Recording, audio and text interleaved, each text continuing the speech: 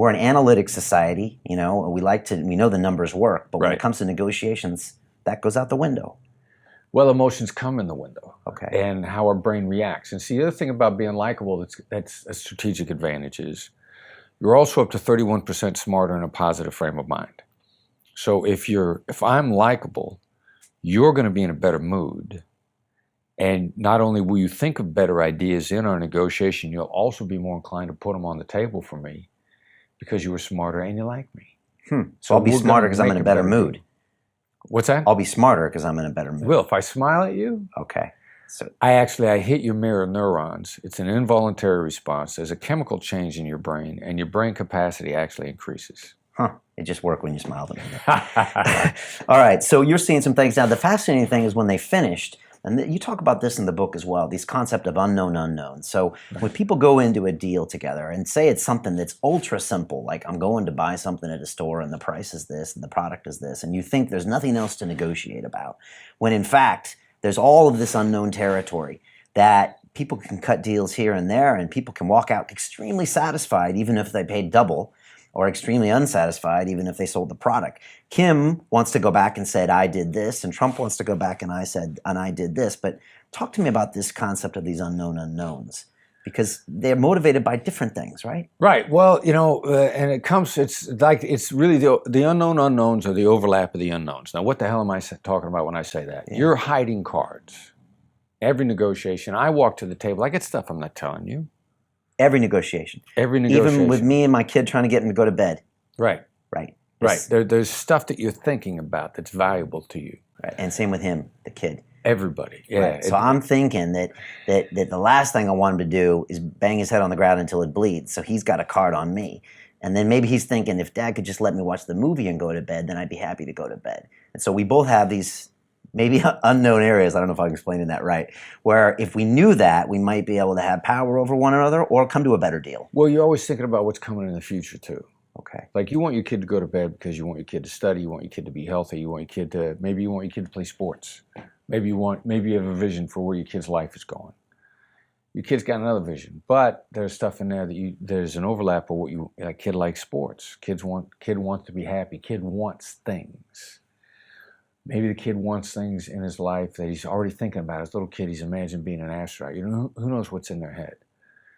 But you want to know what's in their head because everybody's got something where they feel their life is going. You know, what's the future look like? What do I hope for? What do I want to have fun doing? Okay, so you play about future expectations for both parties. And then we work our way back. Okay, not necessarily the present kind of short-term wins. You're talking about kind of the future. Yeah, why do you want your kid to get a good night's sleep? Yeah, I guess it is. Because how it affects how it affects this week, how it affects their schoolwork, how it affects their life, how it affects how they interact with the other kids, how they socialize. I mean, you're always thinking about where's this going, what's this, what's going to happen, how is my future being built, whether it's you or your kid. Okay, so knowing that, when I go into a negotiation with anybody, how can I maximize that knowledge, whether it's about me or the other person involved? I'm gonna try to tease out what's in your head about your future. Okay. You know, and then I need to know what you see in your head and where you see things are going. Okay. And I can't change that until I know what it is. And we've always got an overly negative view because that's the way we're wired. We can't help ourselves. And Daniel Kahneman won the Nobel Peace Prize in behavioral economics for pointing this out to the world, that we're overly negative. And how does that manifest itself? Lost things twice as much as gain. If I take $5 from you, it's going to hurt twice as much as if I give you $5.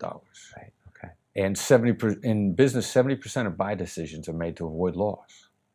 But most businesses, I'm pitching your gain. Here's how this is going to benefit you. Here's how you're going to be better off. And your first thought is going to be like, here's what I stand to lose. Mm. And so I go in through that side door, and it's a much faster route because you'll do the deal with me as soon as I get rid of the obstacles. What are you afraid of? What are you worried about losing? We're talking to an energy company in Texas just a couple weeks ago. They're talking about. And as crazy as it is, they're still discovering new oil fields in Texas. One of the last big oil fields they discovered there was in 2008. I would have thought they stopped discovering oil in Texas 50 years ago. But 2008, one of the biggest oil fields they ever found in Texas. What does that mean? That means they're still buying land from Texas landowners. And this Texas landowner is not selling this oil company the rights to his land. And they're following this guy around. They're waiting for him in the gym. I mean, they're trying to show him that they can be trusted. What does that mean? They're trying to overcome mistrust. But they're pitching him with how much money he's going to make every step of the way, which is what every other oil company pitches a guy. And they were just hung around long enough that finally he got the message that they weren't a fly-by-night operation and that he could trust them, and they cut the deal. But now that they know taking my approach, instead of taking 6 months to get past his mistrust, we can get him past that mistrust in a week. How? By saying right off the bat, you know what? We probably seem like everybody else that's pitching you these get-rich schemes. And from your position, we got to be hard to trust because we look like everybody else. Because that's exactly what he's saying in his head. Right. And the minute you articulate what's in the other guy's head, then all of a sudden they go like, something about you I like. I don't know what it is. And that's how we get in the side door. Right. I think you say if you try to call out a negative that's not there, you won't plant it, which is I think you're saying there. But if you try to deny a negative that's not there, then you plant that thing. The 2 millimeter shift. And it's crazy because everybody's used to denying negatives. Because that oil guy, if we hadn't taught him, he might have said, you know what, I don't want us to look like everybody else. I don't want you to think that we're like every other salesperson. Right. And that's when the guy goes, you're denying it. You must be like them. Right. Otherwise you wouldn't deny it. The gut reaction is you deny what you're afraid of. But when you say, you know, we probably look like everybody else, then now suddenly I look accountable to you. I look honest. I look fearless to you. What's the next statement after you say that? We probably look like this big oil company that wants to come in and muscle you over and squeeze you out of a good deal. What's the next line after that? Well, then it's a little bit of a dance at that point. Right. And my next line is this. I got to shut up. I got to read you. I got to let you react. You're going to tell me one or two things. Either I'm on the right track and you need to hear more of me diffusing the negative, or you're going to relax a little bit and you're going to like, I don't know. And then you're probably going to say, look, here's what's important to me. Everybody else wants a 99-year lease. You know, I got kids I got to worry about. All right, you know, I've just opened a trust that I'm moving my assets into. You're going to tell me what you need to make the deal. Okay. And at that point in time, now the next thing you're going to do is you're going to watch me to see if I actually listen to you. Right. There's an article that I saw a few years ago. The guy in charge of marketing for Facebook said he hated dealing with people from Hollywood because they all sit down, they say, what's keeping you up at night? And then don't listen to the answer. Right. So they teed it up perfectly. The guy's about to share the unknown, and they're busy not even listening. They don't even listen to They're the thinking answer. about their next move, maybe. Yeah, or they're gonna pitch what they came to pitch no matter what he says. Right. Okay. Interesting. Talk to me about silence and the use of silence. You just used it there on me. Right. But sometimes it's not the right thing to do because people, they react differently to silence, right? Well, yeah, we got to watch how we react to silence. So some relationship-oriented people, they signal anger by giving somebody the silent treatment. So they will misinterpret silence. And they will say, silence, the other side's mad, they're upset, I got to talk. When in fact, the other side might be trying to think. So silence is a dynamic, in order for it to be effective, hence the term effective pause. You got to read the other side in the moment. And so I'll shut up, and you're gonna give me massive amounts of information as to how you're reacting. I'm either going to see a contemplative look on your face, I'm going to see a go on look on your face, or there's some people that are really good at holding their face but can't hold their hands. And we see the highly analytical people will keep a complete stone face, and their hands or their feet will start to move. Okay. What's the biggest tell for men? Tell is context. Okay. And that's why I need to talk to you long enough to know the context. And what am I talking about there? What I'm really looking for is the way a polygraph works is it's not trying to pick up your tells. It's trying to establish your baseline. What do you look like when you're telling the truth? You're going to lie 15 ways. You're going to tell the truth one way. So my small talk is really designed to get your baseline on what you look like when you're telling the truth. What did you have for breakfast today? What was your commute like in today? How many kids have you got? The stuff that the polygrapher asks you a bunch of baseline questions. Remember, you don't get in life what's fair, you get what you negotiate. If you want to become a better negotiator, click the link in the description below.